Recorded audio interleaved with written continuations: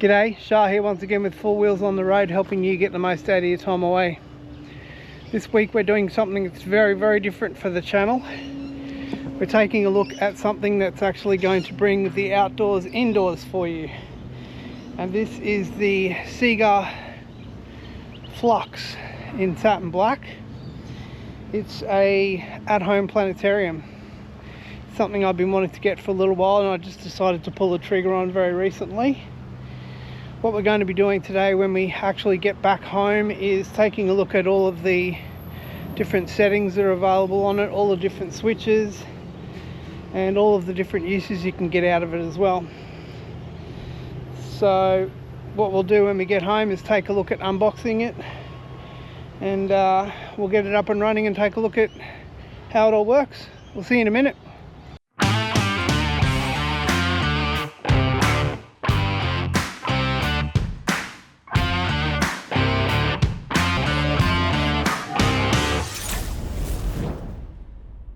One of the first things we'll notice is the really cool box that it comes in.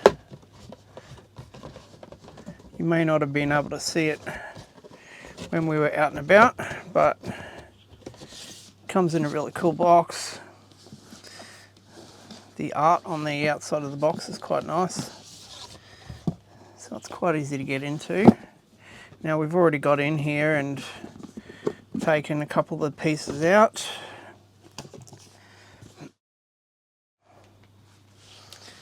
The power supply here is a 240 volt one for us in Australia, and there's a USB plug into that.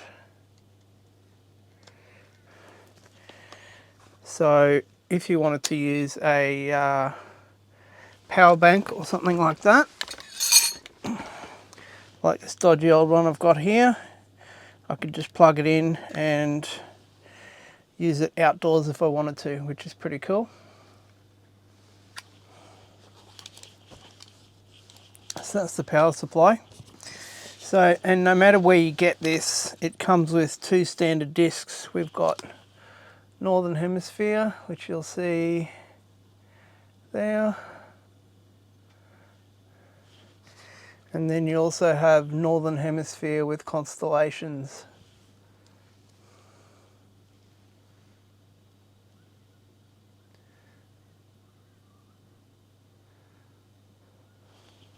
So in terms of paperwork, you get a nice little manual here, which has a lot of detail on it on how to use everything. But to be honest, it's not too difficult working out how to use all of the buttons and whatnot. And the other thing you actually get, which is kind of cool, is a little star map here.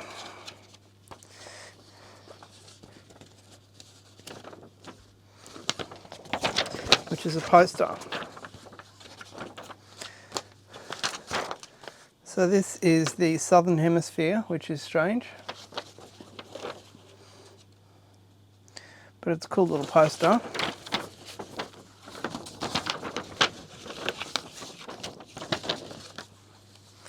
So on one side of it is the Southern Hemisphere.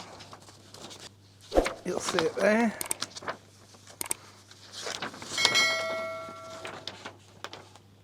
So that's pretty cool.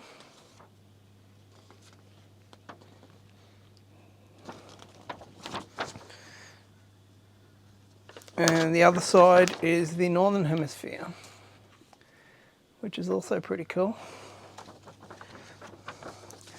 So no matter where you are, you get a poster for your zone, which is kind of nice. It's a nice touch to add to the box. And to add to what you get standard with it.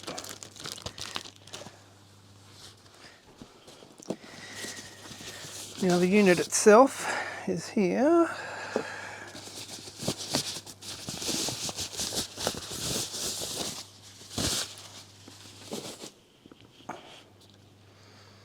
We'll see, there it is there. It kind of looks like the Death Star a little bit, which is kind of funky.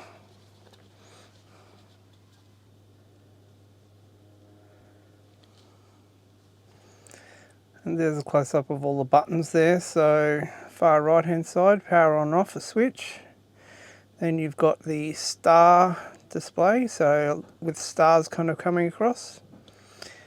Then the move button. You've got a choice there between rotating clockwise and counterclockwise. And then you've also got a timer there as well, so you'll see there 15 minutes, 30 minutes and an hour. So you can have it on and it'll switch itself off, which is kind of fun.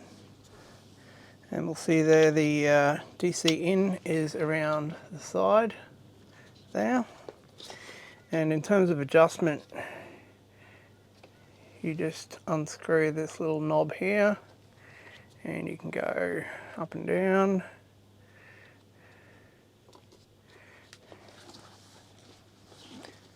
And you can see there that we're powering off our little power bank and that's working just fine.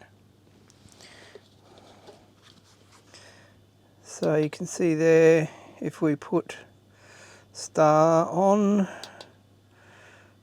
or star off, with the star the yellow is on, the orange is on, and click it again, it's off.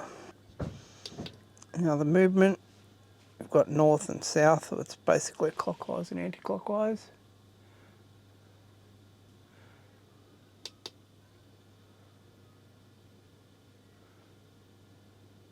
So south is going anti-clockwise, it's going clockwise. And north is going anti-clockwise.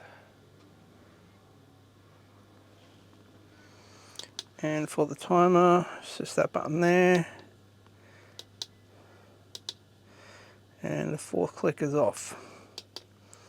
And you'll see with the movement as well, you just click until it's off. The same as you do with, and if we just switch off there with the switch, you'll see the green indicator light goes off. So that's off. Now, one of the things you will need to do as soon as you get to the unit is to make sure that you adjust your focus knob, which is the one on the top here. As you'll see I'm doing on the screen here. And the focus distance is 1.2 meters to 2 point something meters, I think it is, from where you actually have the unit. So where we have the unit here is just on a shelf and it's about 1.5 meters from the roof, which is perfect. And all I needed to do was just mess around with the adjustment there on the zoom to get it to focus correctly. Now, unless you have it sitting directly under where you want it, so like, you know, directly under the ceiling that it's going onto, you won't get focus for the entire field of view. So as you would have seen from the video, it's focused a little bit sort of towards, from the center out towards the one edge, which is where I've set the focus up to. And then on the far side, it's a little bit out of focus, but it's not too bad. All right, now in terms of changing discs over, all you need to do is just pull out that tray there. And there you go, just handle the disc carefully and put it back in the tray and slide it in and you're ready to go. So that's actually pretty simple. My favourite of these two discs is the Northern Hemisphere with constellations, as you'll see on your screen here. That's kind of the nicest one. But what I've gone and done so that I'd had some variation is I bought Southern Hemisphere, as you'll see on screen here. It's pretty cool. So that's all of the constellations that I recognise for where we are here in Australia. And I also got Warped Andromeda, and I think this is where the unit really shines with the colour variations, being able to see the colour variations. I think it really shines with that.